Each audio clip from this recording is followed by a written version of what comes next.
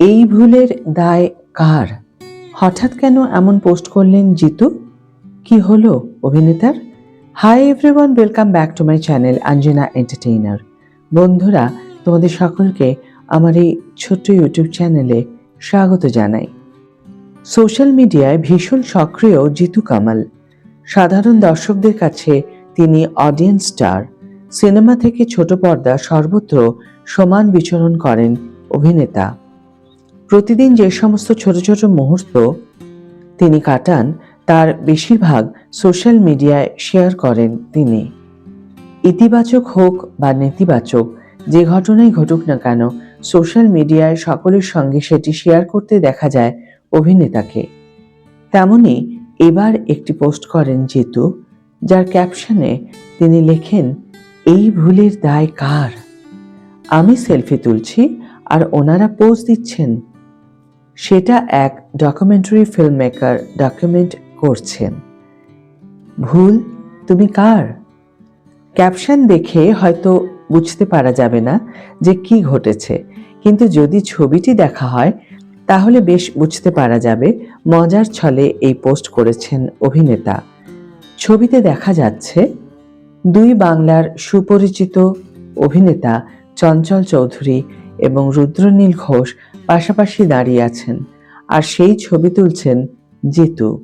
কিন্তু রুদ্রনীল ও চঞ্চলের ছবি তুললেও ব্যাক ক্যামেরার জায়গায় ফ্রন্ট ক্যামেরা অন করা ছিল জিতুর ফোনে, তাই স্বাভাবিকভাবেই তার নিজের ছবি উঠছিল ফোনের ক্যামেরায়। এই গোটা কর্মকাণ্ডের ছবি তুলছেন অন্য এক পরিচালক, যদিও তার নাম নেই অভিনেতার ক্যাপশনে। পোস্ট যেহেতু মজার ছলে করেছেন জিতু, তাই তার কমেন্ট বক্স ভরে গেছে মজার মজার কমেন্টে।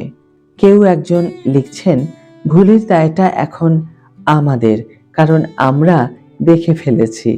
অন্য একজন লিখেছেন, ভুল কার জানি না, কিন্তু সেলফি যিনি তুলছেন তিনি শুধু আমার। প্রসঙ্গত, এই মুহূর্তে জিতু টলিউডের অন্যতম ব্যস্ত অভিনেতা। একদিকে চিরদিনই তুমি যে আমার ধারাবাহিকের শুটিংয়ে ব্যস্ত, তেমনি অন্যদিকে শুরু হয়েছে চোর ছবির কাজ। এর মধ্যেই শ্রাবন্তী চট্টোপাধ্যায়ের বিপরীতেও একটি ছবিতে অভিনয় করছেন অভিনেতা। উল্লেখ্য, ছবিটি খুব সম্ভবত প্রসেনজিৎ চট্টোপাধ্যায়ের দেওয়া পার্টিতে তোলা হয়েছে। গতকাল পদ্মশ্রী পুরস্কার প্রাপ্তির আনন্দ উদযাপন করার উপলক্ষে একটি বড়সড় পার্টি থ্রো করেছিলেন টলিউডের ইন্ডাস্ট্রির প্রথম সারির নায়ক প্রসেনজিৎ চট্টোপাধ্যায়। সেই অনুষ্ঠানে উপস্থিত ছিলেন টলিউডের নামি দামি ব্যক্তিত্বরা। আজকের ভিডিও এখানে শেষ করছি বন্ধুরা। ভিডিওটি যদি ভালো লেগে থাকে তাহলে অবশ্যই একটি ছোট্ট করে লাইক দিও, শেয়ার করো বন্ধুদের সাথে, কমেন্ট করে অবশ্যই তোমাদের মতামত জানিও। যারা এখনো আমার চ্যানেলটিকে সাবস্ক্রাইব করনি তারা অবশ্যই চ্যানেলটিকে সাবস্ক্রাইব করে আমার পাশে থেকো, আর যারা অলরেডি সাবস্ক্রাইব করে দিয়েছো তাদের জন্য আমার অনেক ভালোবাসা এবং অনেক ধন্যবাদ। আজ তাহলে বিদায় বন্ধু, দেখা হবে পরের ভিডিওতে। ভালো থেকো, সুস্থ থেকো, সঙ্গে থেকো।